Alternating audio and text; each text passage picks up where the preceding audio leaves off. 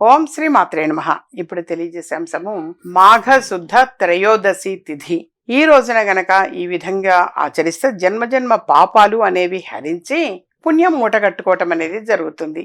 దీనివల్ల ఏమవుతుంది, సంతోషంగా ఉండగలుగుతారు, ఎంతో ఆనందంగా గడపగలుగుతారు. అయితే మాఘమాసము త్రయోదశి అంటే మాఘమాసంలో వచ్చే 13వ తిథి.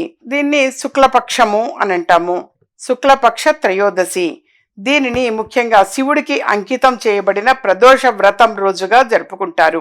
ఈ ప్రదోష సమయంలో సూర్యాస్తమయానికి ముందు మరియు కొంచెం తర్వాత దీనిని ప్రదోష కాలము అని అంటాము. శివాలయాల్లో ప్రత్యేక పూజలు చేస్తారు. ఇది మాఘమాసంలోని విశేషమైన రోజులలో ఒకటి. మాఘమాసం జనవరి, ఫిబ్రవరి నెలల్లో సహజంగా వస్తూ ఉంటుంది. నదీ స్నానాలు, దాన ధర్మాలు చేయటం వల్ల గొప్ప పుణ్యం కలుగుతుంది అని హిందూ సాంప్రదాయం తెలియచేస్తుంది.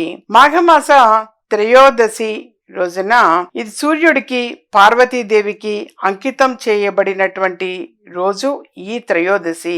ఈ రోజున ఉపవాసం ఉండి సూర్యుడిని పూజించటం వల్ల ఆధ్యాత్మిక శాంతి కలుగుతుంది.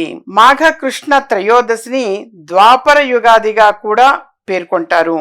మరియు మాఘ శుక్ల త్రయోదశిని విశ్వకర్మ జయంతిగా పేరు పొందింది.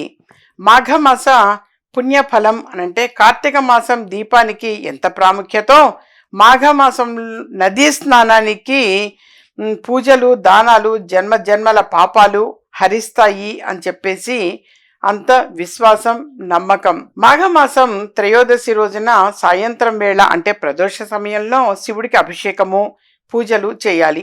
వీలైతే నదీ స్నానం చేసి విష్ణువుని, శివుడిని పూజించాలి. శక్తి కొలది కూడా దాన ధర్మాలు అనేవి చేయాలి. ఇవి గొప్ప ఫలితాన్ని సూచిస్తాయి.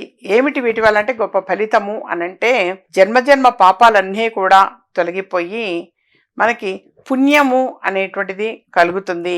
అది అంటే మనం కొన్ని పుణ్య కార్యక్రమాలు అనేటువంటివి చేసుకుంటూ ఉంటేనే సుఖ సంతోషాలతో ఉండగలుగుతాము. సుఖము, సంతోషం అంటే డబ్బు ఒక్కటనే కాదు నాన్న. మనం చేసిన పాపాలన్నీ తొలగిపోయి పుణ్యం మూట కట్టుకుంటే ఆటోమేటిక్గా సహజంగా భగవంతుడి అనుగ్రహంతో మనకు అన్నీ కూడా సకల శుభాలు చేకూరుతాయి.